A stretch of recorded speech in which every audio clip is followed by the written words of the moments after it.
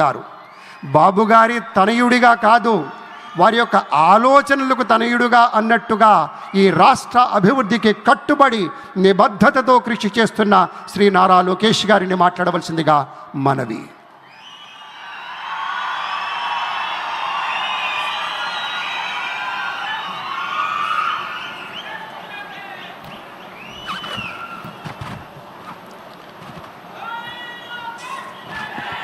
అమరావతి నమో నమః, అమరావతి నమో నమః, అమరావతి నమో నమః.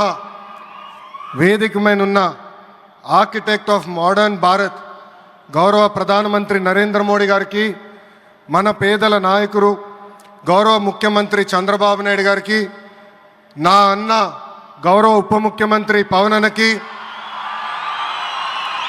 వేదికమైనున్న ఇతర గౌరవ పెద్దలకు, ప్రాణాలు సైతం లెక్క చేయకుండా అమరావతి కోసం పోరాడిన రైతులకు, ప్రజలకు నా హృదయపూర్వక నమస్కారాలు.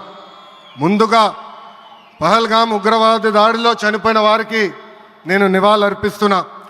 ఉగ్రవాదుల దాడిలో చనిపోయిన వారి కుటుంబానికి దేశం మొత్తం అండగా నిలబడుతుంది. పాకిస్తాన్ గీత దాటింది, అమాయకుల్ని చంపింది, చాలా పెద్ద తప్పు చేసింది. ఒక్క పాకిస్తాన్ కాదు, 100 పాకిస్తాన్లు వచ్చినా భారతదేశం నేలపై మొలిచిన గడ్డి కూడా పీకలేరు.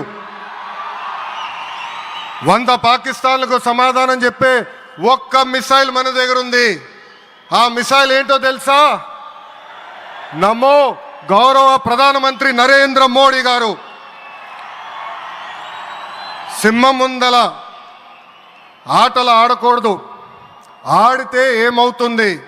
మన సింహం నమో కొట్టే దెబ్బకి వరల్డ్ మ్యాప్లోనే పాకిస్తాన్ అని మిస్సింగ్ రావటం ఖాయం.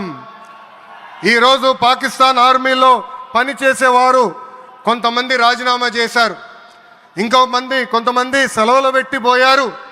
దట్ ఈస్ మన నమో. నమో కొట్టే దెబ్బకి పాకిస్తాన్ దిమ్మ తిరుగుతాం ఖాయం. ఈరోజు నేను గర్వంగా చెప్పగలుగుతున్నా, ఎంటైర్ నేషన్ స్టాండ్స్ విత్ మన నమో. కేంద్రం ఈరోజు కులగణన చేయాలనే నిర్ణయం తీసుకుంది. ఇది ఒక నిర్ణయం కాదు, ఇది ఒక సంచలనం. Wear others hesitated for decades, Namo acted, rewriting history with courage. True to his commitment to empower the marginalized and deprived, Namo's bold stroke will deliver social justice in its truest form. నమో గారికి ఆంధ్రప్రదేశ్ అన్న, అమరావతి అన్న ఎంతో ప్రేమ. ఇప్పుడు ఆయన ఢిల్లీలో ఎంత బిజీగా ఉన్నారో మనందరూ తెలుసు. ఆయన ఈ కార్యక్రమానికి వచ్చారు. 2024 ఎన్నికల్లో ప్రజలు ఎన్డీఏ ప్రభుత్వానికి 94 సీట్లు గెలిపించారు. అందుకే మన ప్రధాని నమో గారు ఆంధ్రప్రదేశ్ కోరిన అన్ని కోరికలు తీరుస్తున్నారు. మొన్నే విశాఖపట్నానికి వచ్చి railway zone, NTPC green project, Nakkapalli bulk drug పార్క్కి నిధులు కేటాయించారు. ఏకంగా విశాఖపట్నం ఉక్కు ఫ్యాక్టరీని కాపాడారు. ఇప్పుడు అమరావతికి వచ్చి నిధులే కాదు పనులు కూడా ప్రారంభించబోతున్నారు. మనం ఒకసారి గతం కూడా గుర్తు చేసుకోవాలి. 2014లో రాష్ట్ర విభజన జరిగింది. కట్టుబట్టలతో మెడబట్టి మన బయటికి గెంటేశారు. ఎక్కడి నుంచి పరిపాలించాలో తెలియని పరిస్థితి. కానీ మన సిబిఎన్ గారికి సంక్షోభాలు కొత్త కాదు. ఒక పక్కన సంక్షేమం, మరో పక్కన అభివృద్ధి చేసి చూపించారు. అందరి ఆమోదం తెలిపిన తర్వాతనే అమరావతి రాజధానిగా ప్రకటించారు. రైతులు చేసిన త్యాగం వల్ల ఈరోజు అమరావతి ఏర్పడింది. ఒకే రాజధాని, అభివృద్ధి వికేంద్రీకరణ అనే ఎజెండాతో మన ప్రభుత్వం ముందరికెళ్ళింది. రాయలసీమను ఎలక్ట్రానిక్స్, ఆటోమోటివ్, రెన్యూవబుల్ ఎనర్జీ హబ్గా తయారు చేశాం. గోదావరి జిల్లాలో ఆక్వాని పెద్ద ఎత్తున ప్రోత్సహించాం. ఉత్తరాంధ్రలో ఐటీ, ఫార్మా కంపెనీలు కూడా ఆనాడు మనం తీసుకొచ్చాం. కానీ 2019 నుంచి 24 వరకు విధ్వంస పాలన మనం చూసాం. మన సిబిఎన్పై ఉన్న వ్యక్తిగత కక్షతో అమరావతిని చంపేయాలని చూశారు. ఒక్క ఇటుక కూడా పెట్టకుండా 3 రాజధానులంటూ 5 సంవత్సరాలు గడిపేశారు. 8 ఏళ్ల పిల్లోడి దగ్గర నుంచి 80 సంవత్సరాల వృద్ధుల వరకు జై అమరావతి అంటూ జెండా బతుకుని రోడ్డు పైకి వచ్చి ధర్నాలు చేస్తాం, పోరాటాలు చేస్తాం, మనందరం చూసాం. జై అమరావతి అన్నందుకు రైతులకి సంఖ్యలు వేశారు. జై అమరావతి అన్నందుకు మహిళా రైతుల్ని పోలీస్ బూటులతో తన్నిచ్చారు. జై అమరావతి అన్నందుకు రైతుల్ని ఏకంగా పెయిడ్ ఆర్టిస్టులు అన్నారు. ఎన్ని అరాచకాలు చేసినా అమరావతి రైతులు తగ్గేదే లేదన్నారు. 1631 రోజుల పాటు అమరావతి ఉద్యమం కొనసాగింది. 2070 మంది రైతులు చనిపోయారు. సుమారుగా 3000 మంది రైతుల పైన ఆనాటి ప్రభుత్వం దొంగ కేసులు పెట్టింది. ఎన్ని కుట్రలు చేసినా జై అమరావతి అన్న నినాదం ఆపలేకపోయారు. అయినా ఆపేదానికి పీకేదానికి అమరావతి ఎవరో ఇంట్లో పెంచుకున్న మొక్క కాదు, జనం గుండెల్లో దాచుకున్న ప్రజా రాజధాని. అమరావతికి శంకుస్థాపన చేసింది ఎవరు? మన నమో శంకుస్థాపన చేసిన అమరావతి ఆపే దమ్ము ఎవరికి లేదు.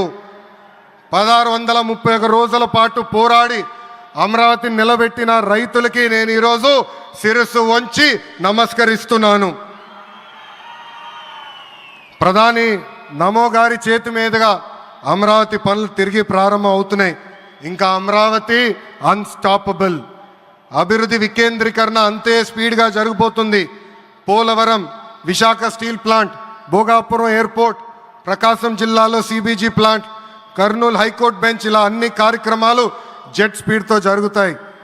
ప్రజాప్రభుత్వం ఏర్పడిన 10 నెలల్లోనే 8 లక్షల కోట్ల పెట్టుబడితో వాటి ద్వారా 5 లక్షల మందికి ఉద్యోగాల అవకాశాలు కల్పించడానికి అనేక నిర్ణయాలు మేము తీసుకున్నాం, ఒప్పందాలు కుదిరించుకున్నాం.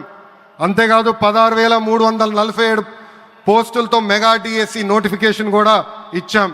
5 ఏళ్ళలో ప్రైవేట్ రంగంలో 20 లక్షల ఉద్యోగాలు కల్పించాలని ఒకే ఒక లక్ష్యంతో ఈ ప్రజాప్రభుత్వం పనిచేస్తుంది. ఆంధ్రప్రదేశ్లో ఇప్పుడు డబుల్ ఇంజిన్ సర్కార్ ఉంది. 2 పవర్ఫుల్ ఇంజిన్లు. ఒక పక్కన మన నమో, మరో పక్కన మన సిబిఎన్ గారు. అభివృద్ధి సంక్షేమం అనేది జోడెద్దుల బండి. ఎన్ని ఇబ్బందులు ఉన్నా సంక్షేమ కార్యక్రమాలు అమలు చేస్తూ అభివృద్ధి పరుగులు పెట్టిస్తున్నారు మన సిబిఎన్, మన పవన్ అన్న. ఇంకా మనకి తిరిగే లేదు. ఇది తెలుపుకుంటూ గౌరవ ముఖ్యమంత్రి గారు ఎప్పుడూ మన పైన ప్రేమ చూపిస్తూనే ఉన్నారు. మనం అడిగిన అన్ని కోరికలు తీర్చుకుంటూనే వస్తున్నారు. నాకు తెలిసినంత వరకు ఏ రాష్ట్రాన్ని కూడా గౌరవ ప్రధానమంత్రి గారు ఇన్నిసార్లు వెళ్ళింది లేదు.